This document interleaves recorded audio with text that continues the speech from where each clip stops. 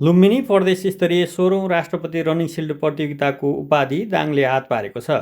घरेलु मैदानमा सम्पन्न प्रतियोगितामा सर्वाधिक पदक जित्दै दाङ प्रथम हुन सफल भएको हो।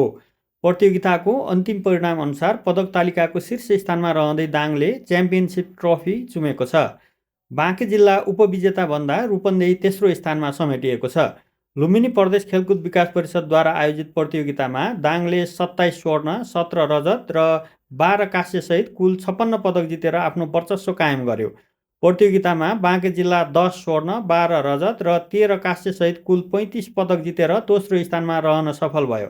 त्यस्तै रूपन्देही जिल्लाले 10 स्वर्ण, 6 रजत र 11 कांस्यसहित कुल 27 पदक जित्दै तेस्रो स्थान सुरक्षित गर्यो।